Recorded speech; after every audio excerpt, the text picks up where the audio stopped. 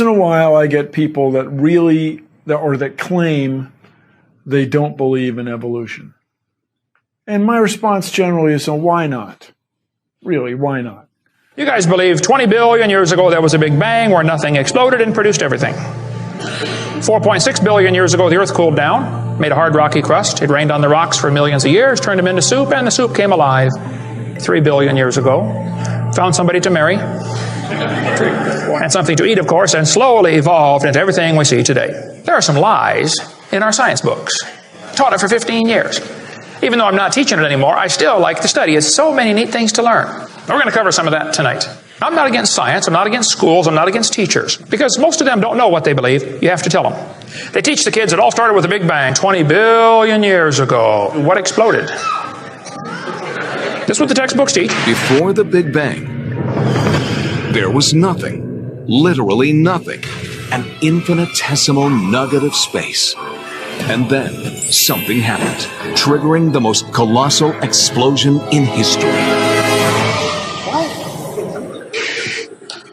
Yes, boys and girls, you see, nothing exploded, and here we are. So I asked this professor if I could ask him some questions about the Big Bang. I said, where did all this matter come from? He said, well, we don't know that for sure. I said, well, sir, would you please tell me where the laws came from? The universe is run by laws, gravity, centrifugal force, inertia. Who gave the laws? He said, we don't know that either. I said, sir, could you tell me where the energy came from? You know, it takes energy to make a Big Bang. Who bought the gas to run this machine anyway? He said, we don't know that either. I said, sir, could I ask you another question? He said, sure. What else would you like to know?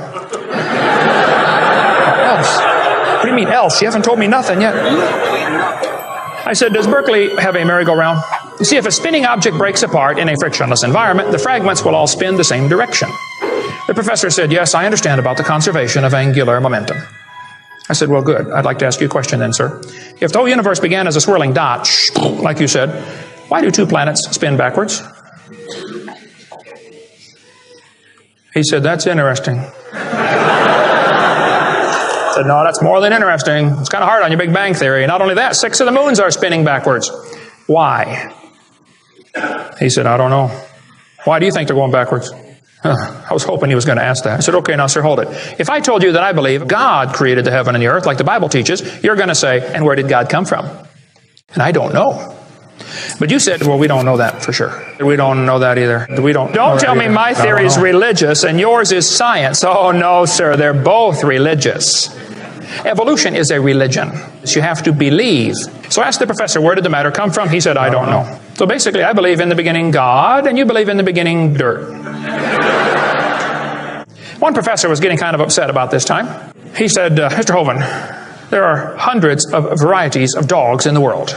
He said, do you mean to tell me that you believe all these dogs came from 2 dogs off of Noah's Ark? You expect me to believe that? I said, sir, would you look at what you're teaching your students? You're teaching your students that all the dogs in the world came from a rock.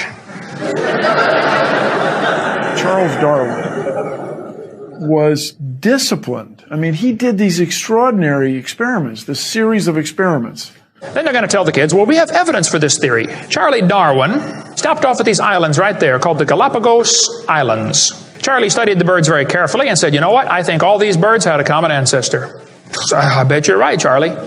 It was a bird. You see 14 kinds of birds, and you conclude that birds and bananas are related.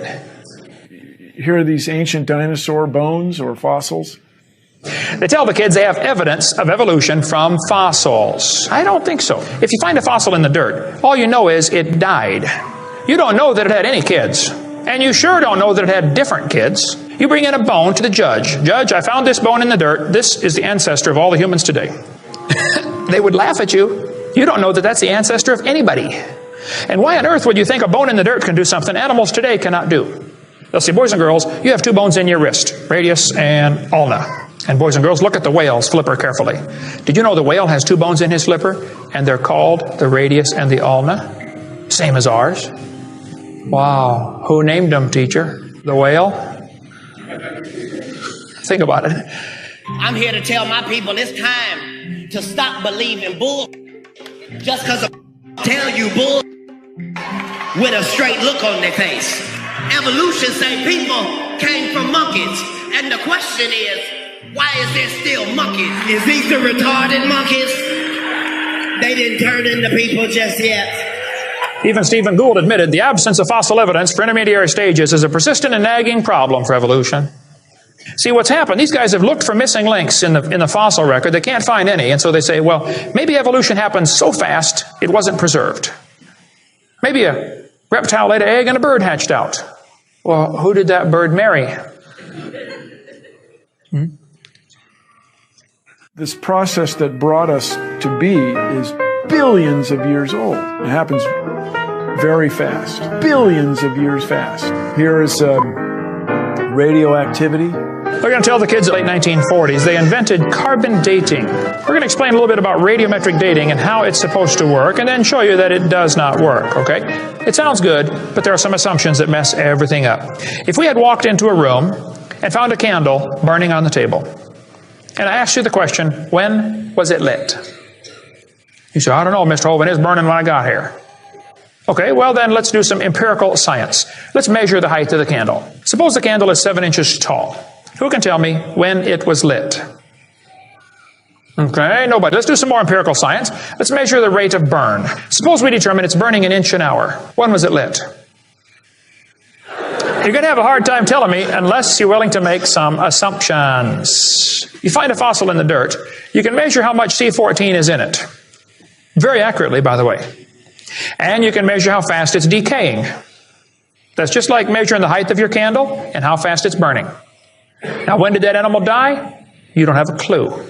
Here's what you ought to consider about carbon dating. Samples of known age, it doesn't work. If it's a sample of unknown age, it is assumed to work. It's just really hard thing. It's really a hard thing. Your world just becomes fantastically complicated when you don't believe in evolution. Freshly killed seal, carbon dated 1,300 years old. Shells from living snails, carbon dated 27,000 years old. Living penguins, carbon dated 8,000 years old. One part of Dima was 40,000 years old, another part was 26,000, and the wood next to it is 9,000. Then they tell the kids about the geologic column. They say each of the layers is a different age, Cenozoic, Mesozoic, Paleozoic, Archeozoic, all them Zoic boys. Now, if you get a petrified tree standing up, running through different rock layers, I don't think it's smart to say those layers are vastly different ages. Those trees did not get slowly covered by the sediments over millions of years. They would rot and fall down. Crazy. They'll say, boys and girls, you have an appendix that you don't need anymore. That's a vestigial structure. That's proof of evolution. Well, excuse me, you do need your appendix. The appendix is part of your immune system. If your appendix is taken out, you can still live, okay? But it increases your susceptibility to quite a few diseases. You could live without both your legs and both your arms and both your eyes also. That doesn't prove you don't need them. There are no vestigial organs. And even if there were, that would be the opposite of evolution. That's losing, not gaining. I was taught when I went to school, man used to have a tail, but he lost it because he didn't need it. I thought, didn't need it? Have you ever thought how handy a tail would be? Have you ever come to the door with 2 sacks of groceries? Wouldn't that be nice, man? Be able to grab that door and walk right around and get in? Lost it because we didn't need it. Man, you could drive the car and tune the radio knob and hold the Coke at the same time. What we're finding is that natural selection seems to be an incredibly important factor in generating new species. Natural selection, the key evolutionary mechanism Darwin identified. The bad designs get eaten by the good ones, and so all you have is good ones. Why is there still monkeys? Natural selection doesn't cause any evolution. It makes sure the bad ones don't survive, but it's not going to change it to something else. That's what evolution is. If you worked in a factory that produced cars and your job was to check for defects, and you caught every single mistake and you rejected it, how long would it take that process to change the car to an airplane? You say it'll never change it. That's my point. The students are taught we have evidence from development. Darwin considered this by far the strongest single class of evidence. This textbook says the human embryo growing in the mother has gills like a fish. Those little folds of skin are not gills. Those little wrinkles under your chin when you're growing up later develop into bones in the ear and glands in the throat. They never have anything to do with breathing. I've seen folks that have 5 or 6 chins and they can't breathe through any of them but the top one. Those are not gill slits. Ernst Haeckel, though, said the turning point in his thinking was when he read Darwin's book. He made huge charts of his posters, of his drawings of these embryos, and traveled all over Germany, and just about by himself converted the Germans to believing in evolution. Haeckel took a drawing of a dog and a human embryo, and he changed them to make them look exactly alike. On top are Haeckel's fake drawings. Underneath are actual photographs of what he claimed he was drawing a picture of. Now, either he's a lousy artist, or he's a liar. Well, it turns out he's a liar. He was convicted of fraud by his own university, proven to be a fraud. But guess what? Haeckel's fake drawings are still used in textbooks in your state right now. It's only been proven wrong 125 years ago. I know it takes a while to get textbooks up to date, but that ought to be plenty of time. Adolf Hitler said, "You let me control the textbooks, I'll control the state." Watch this sentence here carefully. Some kid's doing this for homework tonight. Boys and girls, do you think humans are still evolving? Now, what kind of question is that? Doesn't that question assume that evolution has happened? What if a kid doesn't believe in evolution? How's he supposed to do his homework tonight? That question does not teach him how to think critically. That teaches him what to think, not how to think. And when the kid gets done with this course, he's going to think he knows how to think. But he doesn't. He knows how to be told what to think. Brainwashing at taxpayer expense. They want to use my tax dollars to teach that to your kids in our schools. If you want to deny evolution, that's fine. But don't make your kids do it, because we need them. And that's where the problem comes in. Okay? If you want to believe in the Big Bang, just enjoy yourself, but keep your religion at home.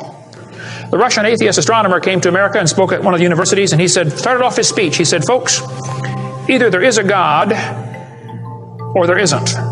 Both possibilities are frightening. If there is no God, we're in trouble.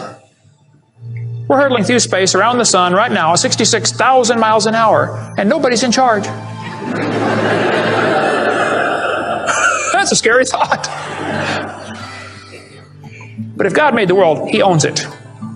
That means He makes the rules. You see, if there is a God, we better find out who He is, and find out what He wants, and do what He says. Malcolm Muggeridge said, "I am convinced the theory of evolution, especially the extent to which it's been applied, will be one of the great jokes in the history books of the future." It's a joke. And it would be a joke if it weren't for the tragic results. How many kids are taught this thing every day and believe it, and it destroys their faith? Find you something to believe in. Whole thing, who do you even pray to? Nobody. Hey, if you died today, where would you go? You ought to think about it, because you will be dead for a long time. Doesn't matter how long you live, you're going to be dead longer than that. You know, George Washington died 200 years ago, and he's still dead.